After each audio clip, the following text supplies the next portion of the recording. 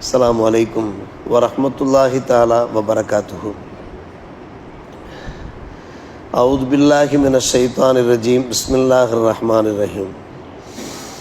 அலிஃப் லாம் ரா தில்க ஆயாத்துல் கிதாபில் முபீன். இன்னா அன்ஸல்னாஹு குர்ஆனன் அரபிய்யன் லஅல்லக்கும் தாக்கிலூன். நஹ்னு நகுஸ்ஸு அலைக அஹ்ஸனல் கஸஸி பிமா அவ்ஹைனா இலைக ஹாதல் குர்ஆன் وإن كنت من قبله لمن الغافلين. آمنا بالله صدق الله مولانا العلي العظيم. சூரா யூசுஃபினுடைய ஆரம்ப வசனங்களை இப்போது நாம் கேட்டுக்கொண்டிருக்கிறோம். அலிஃப் லாம் ரா, இதில் உள்ள வசனங்கள் தெளிவான இறை வேதத்தின் வசனங்கள், கிதாபில் முபீன். நாம் இந்த இறைமறையை அழகான அரபி மொழியிலே இறக்கி வைத்திருக்கிறோம். நீங்கள் நன்கு விளங்கி கொள்ளும் முகமாக நாம் ஒரு அழகிய வரலாற்றை உங்களுக்கு எடுத்துரைக்கப் போகிறோம். இந்த குர்ஆனை உங்களுக்கு நாம் வஹி அறிவிப்பதன் மூலமாக. இதற்கு முன்னால் இது சம்பந்தமாக நீங்கள் தெரியாமல் இருந்தீர்கள், பராமுகமாக இருந்தீர்கள். நாம் தான் உங்களுக்கு இந்த வரலாறுகளை எடுத்து சொல்லியவாறு இருக்கிறோம் என்று அல்லாஹ் ரப்புல் ஆலமீன் சூரா யூசுஃப் அத்தியாயத்தினுடைய ஆரம்ப வசனங்களை பதிவு செய்கிறான். குர்ஆனை பற்றி கிதாபு முபீன், தெளிவான இறைவேதம் என்று கூறுகிறானே, இது மிக தெளிவான இறைவேதமாக இருக்கிறது. எது நல்லது, எது கெட்டது, எது பொய், எது மெய், எது ஆகும், எது ஆகாது, இவற்றையெல்லாம் பிரித்து காட்டுகின்ற வேதமாக இந்த வேதம் இருக்கிறது. வேதத்தை வாசிப்பவர்கள், படிப்பவர்கள், ஆய்வு செய்பவர்கள் எது நல்லதோ எடுத்துக்கொள்வார்கள், எது சத்தியமோ எடுத்துக்கொள்வார்கள், எது மெய்யானதோ அதை எடுத்துக்கொள்வார்கள். இது எடுத்த மாத்திரத்தில் அல்லாஹ் சொல்கிறான். தொடர்ந்து அல்லாஹ் கூறுகிற போது இதை அரபி மொழியிலே நாம் இறக்கியிருக்கிறோம் என்று கூறுகிறான். காரணம், அரபு நாட்டிலே இந்த இறைமறை இறங்கிய காரணத்தினாலே அரபு குலத்தோர் நன்கு விளங்குகிற முறையிலே அல்லாஹ் அரபி மொழியிலே, அரபி மொழி இருக்கிறதே அது அழகான மொழி, மிக சிறப்பான ஒரு மொழி, வளம் வாய்ந்த ஒரு செம்மொழி. எனவே தான் நாம் அரபி மொழியிலே இறக்கியிருக்கிறோம். அந்த அரபு குலத்தார் மூலமாக அகிலமங்கும் இந்த இறைமறை பரவிவிட்டது. எனவே குர்ஆன் அரபியா என்று சொல்வதற்கு என்ன காரணம்? நாமும் அரபி மொழியிலே ஆழ்ந்த கவனம் செலுத்த வேண்டும். அரபி மொழி குர்ஆனை நாம் ஓதப்பழக வேண்டும். அரபி மொழி ஹதீஸுகளை நாம் தெரிந்து கொள்ள முயற்சிக்க வேண்டும். அரபி மொழியிலே பேச பயிற்சியும் எடுத்துக்கொள்ள வேண்டும். காரணம், குர்ஆனுடைய மொழி அரபு மொழி, சொர்க்கவாசிகளுடைய மொழியும் கூட அரபி மொழி. லஅல்லக்கும் தாக்கிலூன், இதை நீங்கள் புரிந்து கொள்ள வசதியாக என்று அல்லாஹ் சொல்லுகிறான். தொடர்ந்து அல்லாஹ் சொல்லுகிறான், அழகிய வரலாற்றை நாம் உங்களுக்கு எடுத்துரைக்கிறோம் இந்த குர்ஆனை வஹி அறிவிப்பதன் மூலம். இதற்கு முன்னால் உங்களுக்கு தெரியாது. குர்ஆனிலே பல்வேறுபட்ட வரலாறுகள், அந்த வரலாறுகள் மூலமாக கிடைக்கின்ற பணிப்படைகள் எடுத்துரைக்கப்படுகிறது என்றால், இதற்கு முன்னால் நபிக்கும் இந்த வரலாறு தெரியாது, நமக்கும் தெரியாது. அதான் வயின் குந்த மின் கபலிஹி லமினல் காஃபிலின் என்று அல்லாஹ் சொல்லுகிறான். நமக்கு தெரியாது. அல்லாஹ் தெரிவித்ததன் பேரில் தான் நமக்கு தெரிகிறது. அல்லாஹ் தான் என்ன செய்கிறான், இந்த வரலாறுகளை நமக்கு எடுத்து சொல்கிறான்.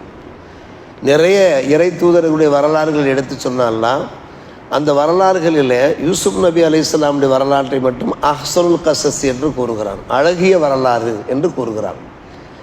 இந்த அஹ்ஸனுல் கஸஸிற்கு சில விரிவுரையாளர்கள் விளக்கம் தருகிற போது அஜபுல் கஸஸ் என்று கூறுகிறார்கள்.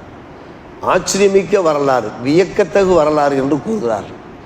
காரணம், இதில் இருக்கக்கூடிய அம்சங்கள் இருக்கின்றனவே எல்லா அம்சங்களுமே நம்மை வியப்பின் உச்சிக்கே இழுத்து செல்கின்றன. அவ்வளவு வியப்பான வரலாறுகள் இதில் இடம்பெற்றிருக்கின்றன.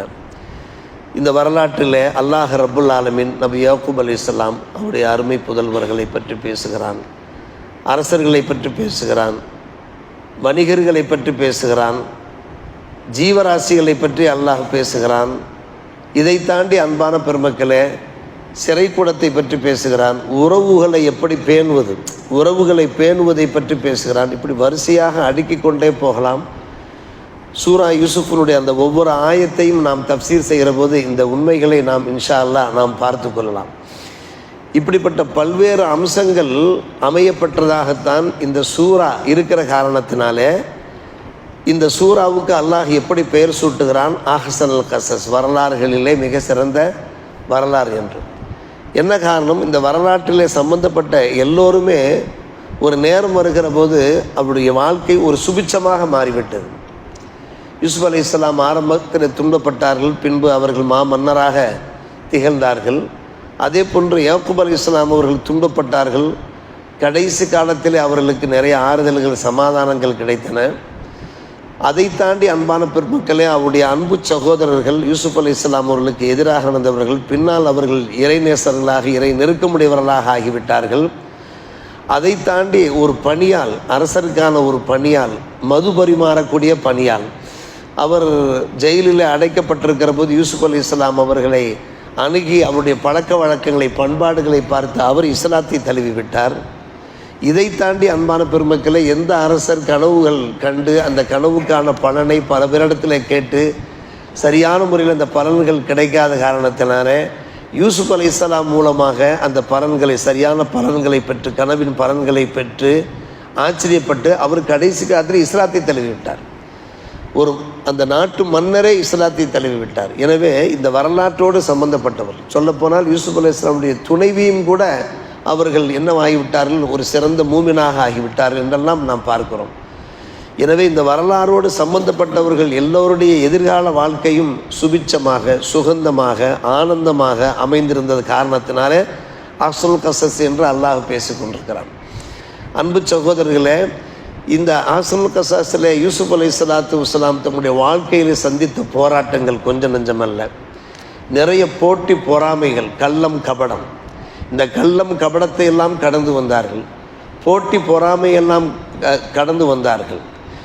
எனவே அவருடைய வாழ்க்கையே ஒரு போராட்ட களமாக அமைந்திருந்ததை அல்லாஹ் இங்கே நமக்கு விளக்கமாக சொல்லி கொண்டிருக்கிறான். ஒவ்வொருவருடைய வாழ்க்கையும் சில சமயங்களில் இப்படி போராட்ட களமாக அமைந்துவிடும். நாம் தான் பொறுமை காத்து அதை வென்றெடுக்க வேண்டும் என்று அல்லாஹ் ரப்பல் ஆலமீன் நமக்கு வலியுறுத்துகிறான். இப்படி பல்வேறுபட்ட விஷயங்கள் யூசுப் நபி அலைஹிஸ்ஸலாமுடைய வரலாற்றை நமக்கு தெரிய வருகிறது. அவர்கள் எங்கு வாழ்ந்தார்கள் என்று கேட்டால் ஜெருசலம், பலஸ்தீன் பூமி. அந்த பலஸ்தீன் பூமியில் அங்கே ஹாரான் என்று ஒரு இடம் இருக்கிறது. ஹாரான், இன்றைக்கு அந்த ஹாரான் என்கின்ற அந்த இடத்தை கலீல் என்று குறிப்பிடுகிறார்கள். ஜெருசலத்திலிருந்து தென்மேற்கே 24 கிலோமீட்டர் தூரத்தில் தான் அந்த இடம் இருக்கிறது. யூசுப் அலைஹிஸ்ஸலாம் வாழ்ந்த அந்த பூமி இருக்கிறது, பலஸ்தீன் இருக்கிறது. எல்லாம் பலஸ்தீனை சுற்றித்தான் இறை தூதர்கள் அவர்கள் பணியாற்றிருக்கிறார்கள், நுபுவத்தை அவர்கள் எடுத்து சொல்லியிருக்கிறார்கள். யூசுப் அலைஹிஸ்ஸலாம் வாழ்ந்த பூமி அந்த ஜெருசலத்திற்கு அருகே உள்ளது. அவர்கள் வாழ்ந்த காலம் என்னவென்று கேட்டால் கிமு 1800 1910 வரை. 1800 கிமு 1800 1910 வரை அவர்கள் வாழ்ந்திருக்கிறார். யாக்கூப் அலைஹிஸ்ஸலாம் அவர்கள் ஒரு குக்கிராமத்திலே பிறந்தவர்கள்.